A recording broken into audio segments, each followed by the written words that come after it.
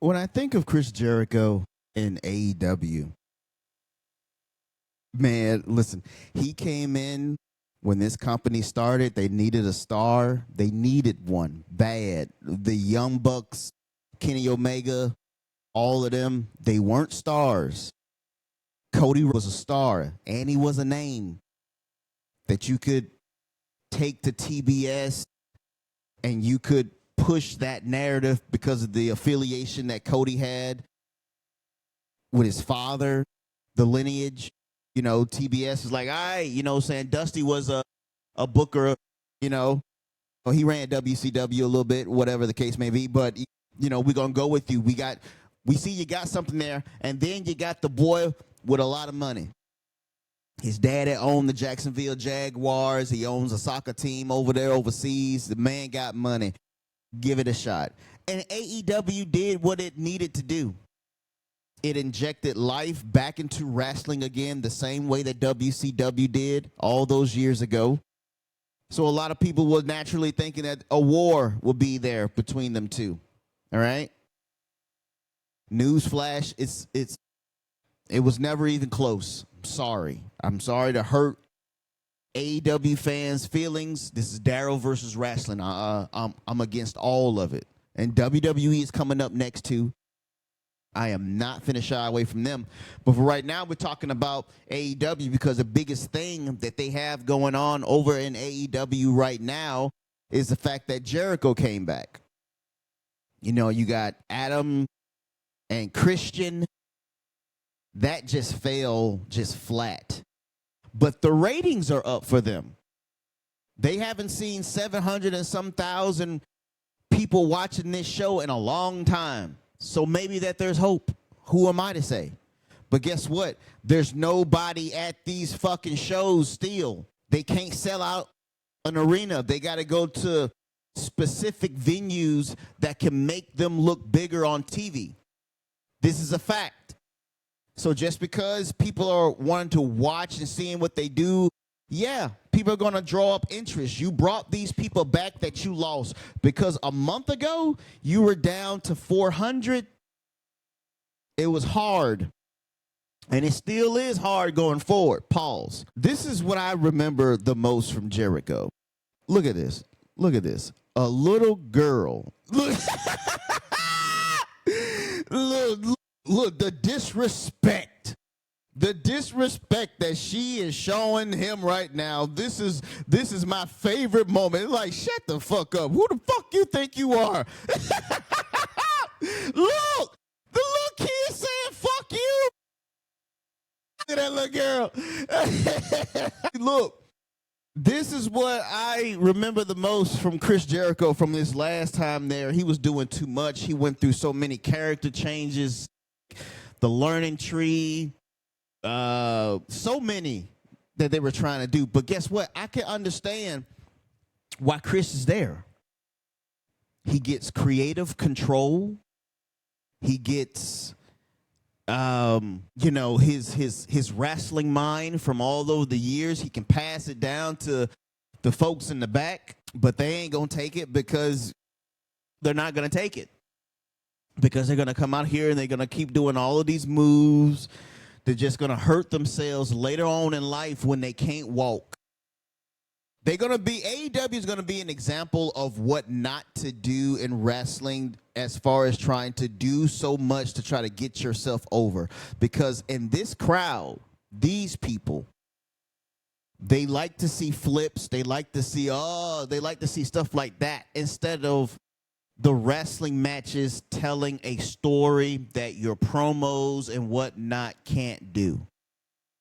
You feel what I'm saying? See, that's what AEW is. And I appreciate AEW because it gives me something to watch other than WWE. It gives me another take on someone else's writing style. It gives me a take on everything, but it's so much that you can take from AEW. I haven't watched AEW in like over a month. This week was my first time really watching it. And then I come back and it's the same thing. So Jericho comes back, right? He's in Winnipeg. AEW was from Winnipeg this week. and he is a native from Winnipeg. The ticket sales for this show, it was like 4,000. Dave Meltzer pointed that out. It was like 4,000, and boy, did it sound like it. It sounded like it. This felt like those wrestlers who go to these conventions at Comic-Cons, and then they are about to do like a Q&A. That's what this felt like. It didn't feel like a big return as it would have felt if he was in WWE. It would have been a big return. The whole time that this man is here, I'm thinking to myself, man, what it would have been like if this was at WrestleMania instead of 4,000 people here. And here he is trying to, looking like a Viltrumite. And here he is. See, look, there's no one even. They can't even turn the lights on big enough, because if you turn the lights on, you're not going to see a lot of people. And he didn't do this shit I don't know how many times just to see about this reaction here. But it's not as big as you thought it was. This was borderline sad, embarrassing. Look, ain't nobody reacting. They can't turn the light up so you can see these people. Look at these people out here, bro. This is not it. I'm sorry. This was not it. And he didn't say nothing. All he said was, I'm home. Now that got a lot of people talking, because what was those contract negotiations between him and WWE? Why didn't he take it? The question that everybody wants to know is like, what's your contract look like, and why did you not go to WWE? I can tell you why. My theory of why. If he was to go to WWE, he would probably run into Gunther. And he was probably going to be retired. And then he would go on to be like an ambassador for WWE. And he would go on to promote it, maybe go to NXT, help train, all that and stuff. But Chris doesn't want to do that.